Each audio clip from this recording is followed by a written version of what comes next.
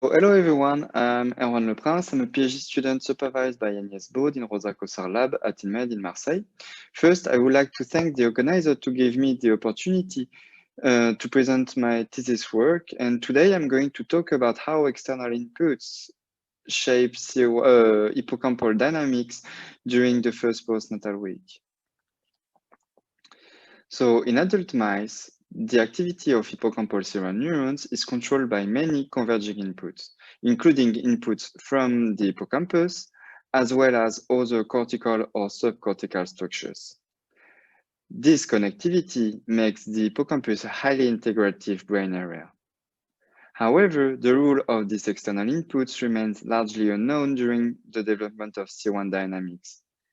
It has been described in vivo that during the first postnatal week, in rats, a syn current, so here in blue, which corresponds to an activation, appears in C1 SLM simultaneously to network events called early sharp wave. This result supposes that external inputs in C1 SLM are able to modulate network activities during development. So during this talk, I will show you how external inputs shape C1 dynamics by focusing on one input that reaches C1 SLM, the thalamus, and particularly the ventral midline of the thalamus. So VMT is composed by the reunions here and the rhomboid here, and both are located just above the third ventricle. So to address this question, we set up here in the lab the stereotaxic viral injection at P0 in mice. And in that case, we inject TD tomato.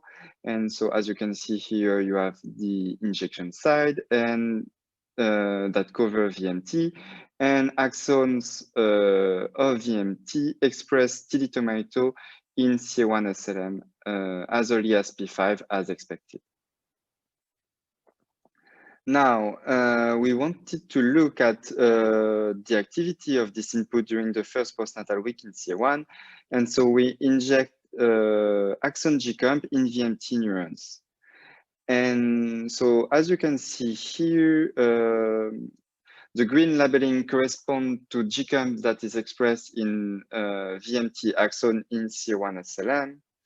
And so by using 2-photon calcium imaging in this region of the hippocampus, we shown on this movie G-comp activation in VMT axons, meaning that they are active in C1 during the first postnatal week. So you can see mainly activation of axon here in this region of the field of view. So now, what is the impact of the activation of these inputs in C1 dynamics?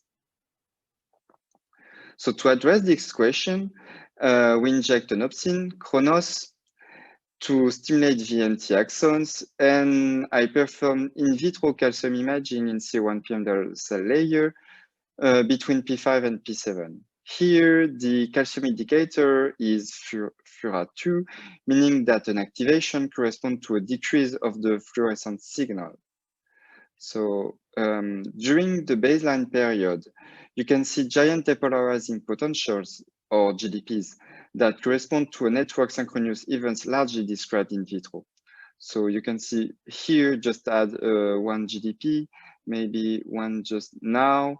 And so during the photostimulation period, you can see white frames that correspond to the stimulation, and each stimulation is followed by a GDP.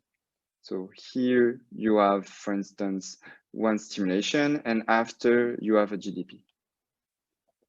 Now, if you look at the percentage of active cells, you see that during the synchronous, you can see that the synchronous calcium events, or GDP, are more frequent during the photostimulation of VMT afferents, so here.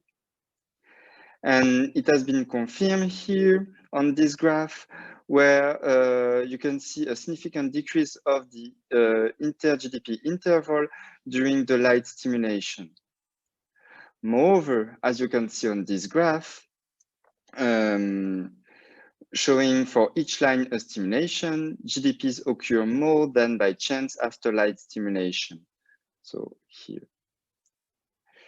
So the photostimulation of VMT inputs modulate GDPs. But what is the cellular mechanism that supports this effect? And so to answer this question, I perform patch clamp recordings on SLM GABAergic interneurons to look at the synaptic current evoked by the photostimulation of VMT afferents. As you can see, the response is exclusively glutamatergic.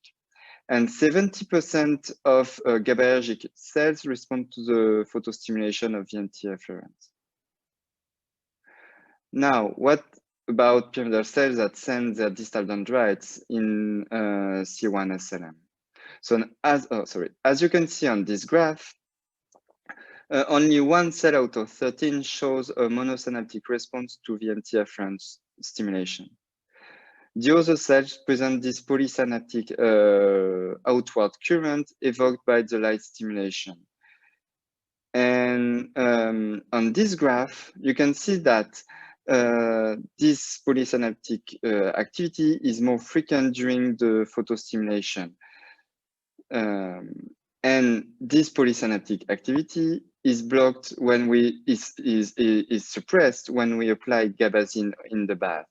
So meaning that GABAergic circuit is required for the integration of thalamic inputs in CA1.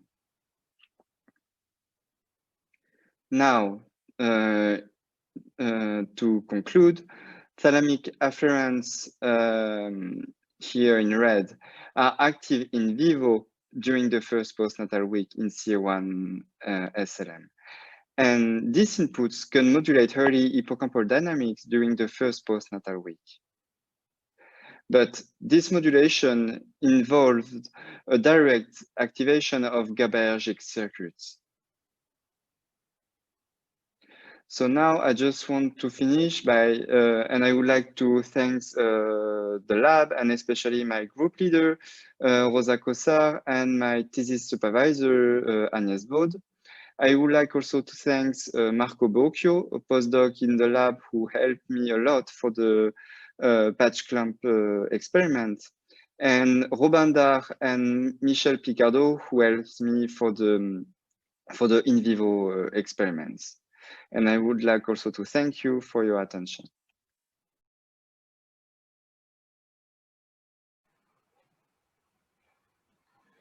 Hello everyone, my name is Jerry and I'm one of the technical application scientists for BioLegend in the Australia and New Zealand region.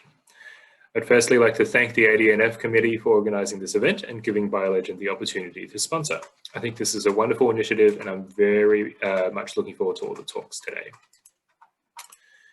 So BioLegend is a privately owned global biotech company incorporated in 2002.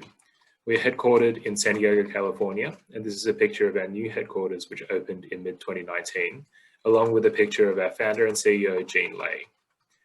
Our mission is to enable legendary discovery from research to cure, and we aim to fulfill this mission by developing technologies and manufacturing products across research areas, including but not limited to neuroscience, stem cells, immunology, proteogenomics, and oncology. I'd also like to mention that BioLegend is always interested in forming partnerships with researchers. As an example, we work actively with groups at the Garvan Institutes and also other institutes around the world to test emerging technologies. So if there are any technologies that you'd like to work with us on, or if you would like to discuss anything I talked about today in more detail, please get in touch with me or my colleague Hongyan, or you can check out our website. I've also listed the contact details of our distributors in Australia and New Zealand, and I will stay around in the chat, so please feel free to message me there. Thank you very much.